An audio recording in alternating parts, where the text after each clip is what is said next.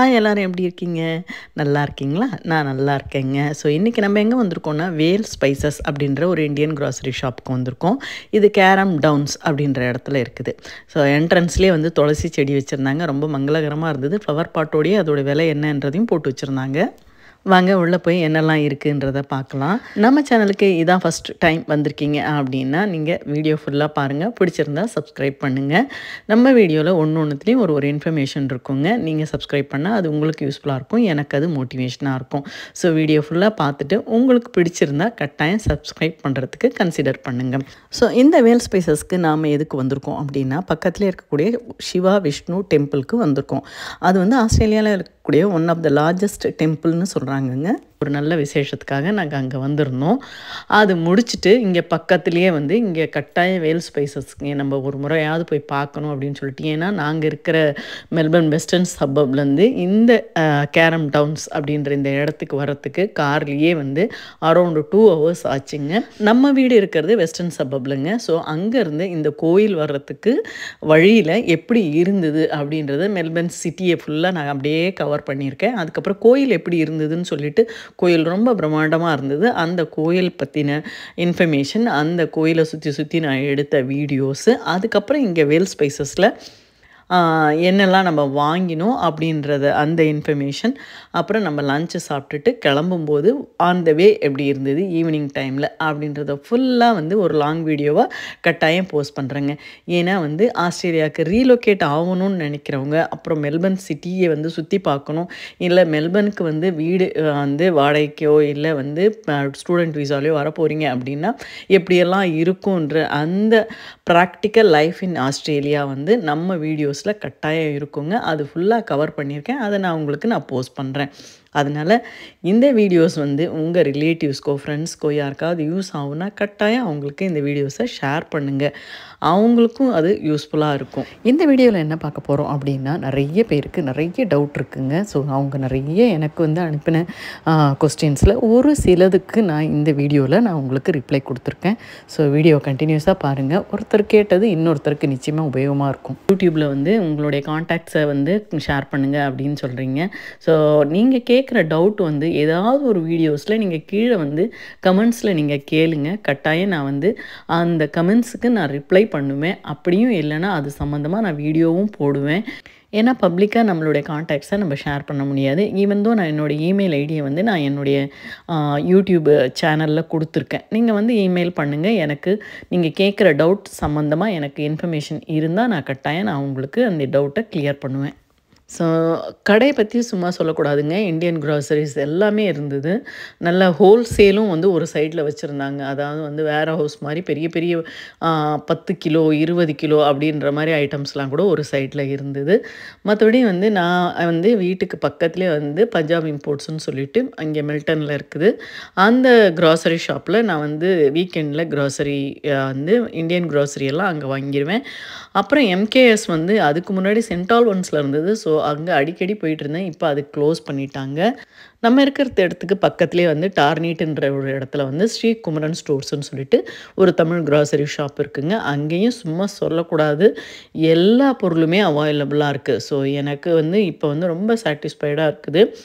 நான் வந்து எனக்கு வேணுன்ற அந்த மில்லட்ஸோ இல்லை வந்து ட்ரெடிஷ்னல் ரைஸோ இல்லை நம்ம பர்டிகுலராக நம்ம தமிழ்நாட்டில் கிடைக்கக்கூடிய பிராண்டட் ஐட்டம்ஸ், நான் இது தான் வாங்குவேன் அது தான் வாங்குவேன் அப்படின்றது எல்லாமே வந்து நமக்கு அந்த கடையில் இருக்குது. ஸோ இப்போல்லாம் எனக்கு நான் அங்கேயே போய் நான் வாங்கிக்கிறேன். இவங்கக்கிட்ட வந்து நம்ம போயிருந்தப்போ நிறைய ஆஃபர் போயிட்டு இருந்ததுனால நான் அப்பளம் மட்டுமே வந்து கிட்டத்தட்ட வந்து ஒரு 20 விதம் வாங்கிட்டு வந்தேன். அப்பளம் வத்தல் வடாம்னு சொல்லிட்டு ஒரு ட்ராலி ஃபுல்லாகவே நீங்களே பார்ப்பீங்க. என் வீடியோ எண்டில் நாங்கள் வந்து அப்பளமே நிறைய வாங்கிட்டு வந்திருந்தோம். நம்ம சப்ஸ்கிரைபர் கேட்டிருந்த ஒரு டவுட் என்னென்னா வந்து, ஆஸ்திரேலியாவில் நான் வெஜிடேரியனாகவே நான் சர்வைவ் ஆக முடியுமா அப்படின்னு சொல்லிட்டு. 200% நீங்கள் வெஜிடேரியனாக சர்வைவ் ஆக முடியும்.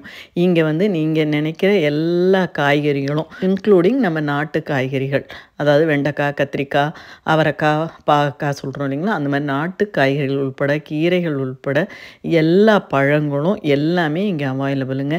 ஈவன் நீங்கள் வந்து மெக்டொனால்ட்ஸு, ஹங்க்ரி ஜாக்ஸ் போனீங்கன்னா கூட அங்கே வெஜிடேரியன் சோர்ஸுன்றது தனியாகவே இருக்குங்க. நீங்கள் அங்கே வெஜிடேரியன் பர்கர் கூட நீங்கள் வந்து ஆர்டர் பண்ணி சாப்பிட்டுக்க முடியும். ஸோ நீங்கள் வந்து வெஜிடேரியனாக இங்கே தாராளமாக நீங்கள் உங்கள் லைஃப்பை நீங்கள் ரன் பண்ண முடியும். ஸோ ஆஸ்திரேலியாவில் இருக்கக்கூடிய 8 சிட்டிஸில், அதாவது மேஜராக இருக்கக்கூடிய 5 cities, Sydney, Melbourne, Brisbane, birth, Adelaide, இங்கே எல்லாம் போனீங்க அப்படின்னா கட்டாயம் வந்து நல்ல பெரிய பெரிய பெரிய இந்தியன் கிராசரி ஷாப்ஸ் இருக்குங்க. ஸோ வந்து நான் மெல்பர்ன் பற்றி தான் சொல்கிறேன் அப்படின்றதுனால நீங்கள் வந்து நம்ம மற்ற சிட்டிஸில் இதெல்லாம் இருக்குமா இருக்காதான்னு நீங்கள் கவலையே பட தேவையில்லை. தாராளமாக வந்து இந்தியன் கிராசரி ஷாப் வந்து இந்த மேஜர் சிட்டிஸில் எல்லா இடத்துலையுமே இருக்குங்க. நம்ம சப்ஸ்கிரைபர் ஒருத்தவங்க வந்து வேறு சிட்டிலேருந்து இங்கே மெல்பர்னுக்கு ஷிஃப்ட் ஆக போகிறோம், கொஞ்சம் உங்களுடைய சஜஷன் கொடுங்க அப்படின்னு கேட்டிருந்தாங்க. அவங்களுக்கு 2 குழந்தைகள் இருக்குதுன்னு சொன்னாங்க. ஸோ குழந்தைங்கள எந்த கிளாஸில் படிக்கிறாங்க, ஸோ நீங்கள் வந்து ஃபஸ்ட்டு வந்து நீங்கள் வந்து குழந்தைங்களுடைய ஸ்கூல் ரீச்சபிள் டிஸ்டன்ஸில் வீடு பாருங்கள், அது ரொம்ப நல்லது. ஏன்னா வந்து டிராஃபிக்கில் வந்து அனாவசியமாக மாட்டிக்கிற மாதிரி இருக்கக்கூடாது. அதுக்கப்புறம் இந்தியன் கம்யூனிட்டிஸ் இருக்கிற அந்த லொக்கேஷனாக இருந்தால் உங்களுக்கு ஈஸியாக இந்தியன் க்ராசரி ஷாப் ஒன்று கட்டாயம் இருக்கும். அது மட்டும் இல்லாமல் இந்தியன் ரெஸ்டாரண்ட்டும் இருக்கும். ஸோ இதுதான் நான் உங்களுக்கு கொடுத்த சஜஷன். நம்ம சிட்னிக்கு போயிருந்தப்போ அங்கே வந்து உதயா சூப்பர் மார்க்கெட் போயிருந்தோம். அங்கேயும் வந்து இந்தியன் க்ராசரி ஷாப் ரொம்ப நல்லா இருந்ததுங்க. அதனால் நீங்கள் வந்து சிட்னிக்கு சப்போஸ் நீங்கள் வந்து ரீலொகேட் ஆக போகிறீங்க, ஆஸ்திரேலியாவிலேருந்து சிட்னிக்கு வர போகிறீங்க அப்படின்னா நீங்கள் கவலைப்பட வேண்டாங்க. அங்கே கிடைக்காத இந்தியன் க்ராசரி ஐட்டம்ஸே கிடையாது. க்ராசரி ஐட்டம்ஸ் எல்லாம் வந்து நம்ம இந்தியன் ருப்பீஸோட கன்வெர்ட் பண்ணி பார்க்குற அளவுக்கு ரொம்ப டிஃப்ரென்ஸ் இருக்காது. ஜஸ்ட் வந்து ஒரு 100 ருப்பீஸ் கிட்ட தான் வந்து டிஃப்ரென்ஸ் இருக்கலாம். ஆனால் வந்து நீங்கள் வந்து ஃபுல் அண்ட் ஃபுல் நீங்கள் வந்து வெளியே வந்து நீங்கள் ஹோட்டலில் சாப்பிட்டு அந்த மாதிரி சர்வை பண்ணணும் அப்படின்னு நினச்சிங்கன்னா ரொம்ப வந்து காஸ்ட்லியாக இருக்கும். லைக் வந்து 2 இட்லியே வந்து உங்களுக்கு 500 ரூபா அந்த மாதிரி. ஏன்னா $10ன்றது 500 ருப்பீஸ்க்கு மோர் தென் 500 ருப்பீஸ் ஆகுது. நான் ஒரு அப்ராக்சிமேட்டாக சொல்கிறேன், ஆனால் வந்து அதை விடவே அதிகமாகும். அதனால் வந்து நம்ம வந்து பேச்சுலர்ஸாக வந்தாலும் சரி, ஃபேமிலியாக வந்தாலும் சரி, எவ்வளோ சீக்கிரம் வந்து நம்ம குக் பண்ணி சாப்பிட்றதுக்கு நம்ம ஆரம்பிக்கிறோமோ அது வந்து காஸ்ட் எஃபிஷியண்ட்டாக இருக்கும். இன்ஸ்டாகிராமில் ஒரு ஃபாலோயர் வந்து ஒரு டவுட் கேட்டிருந்தார். ஒருத்தர், அதாவது ஒரே ஒரு சிங்கிள் பர்சன் வந்து தங்கி சாப்பிட்டு அங்கே இருக்கிறதுக்கு எவ்வளோ செலவாகும் அப்படின்னு கேட்டிருந்தார்.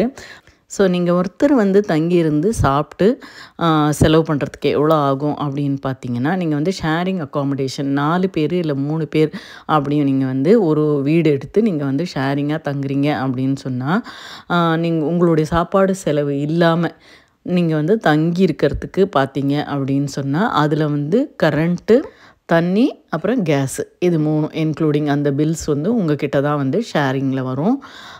அப்படி பார்த்தீங்க அப்படின்னா மினிமமாக வந்து $650க்கு மேலே ஆகும். ஸோ 4 பேராக நீங்கள் ஷேர் பண்ணியிருக்கும்போது $650ன்றது வந்து வரலாம். அதுக்கு மேலேயும் போகும். ஸோ 3 பேராக நீங்கள் தங்கியிருக்க போகிறீங்க அப்படின்னா இன்னும் அதை விடவும் அதிகமாகும். இது தவிர உங்களுக்கு உங்களுடைய சாப்பாட்டு செலவு, அதுக்கப்புறம் வந்து இன்டர்நெட் ஒய்ஃபை பில்லு, அதுக்கப்புறம் நீங்கள் இங்கேருந்து பப்ளிக் டிரான்ஸ்போர்ட் யூஸ் பண்ணுறீங்கன்னா அந்த செலவு, அதுக்கப்புறம் உங்களுடைய என்டர்டைன்மெண்ட் ஈவினிங்கில் நீங்கள் ஏதாவது சினிமா பார்க்குறீங்க இல்லை அந்த மாதிரி ஏதாவது போகிறீங்க அப்படின்னு சொன்னால் அதோடைய செலவு, அப்புறம் வந்து உங்களுடைய ஜிம் ஏதாவது யூஸ் பண்ண போகிறீங்கன்னா அந்த செலவு, இந்த செலவெல்லாம் வந்து அது தனி.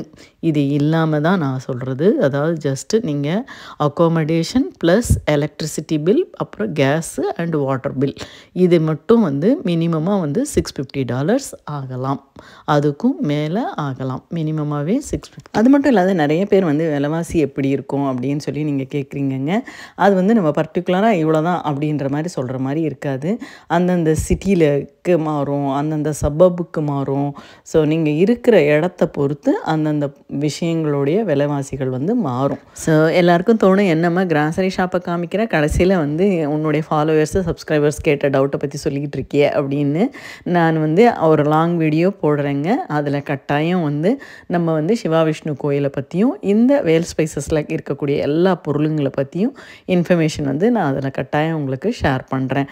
ஸோ இந்த கிராசரி ஷாப்பில் வந்து இந்தியன் அண்ட் ஸ்ரீலங்கன் ப்ராடக்ட்ஸ் 2மே கிடைக்கிது.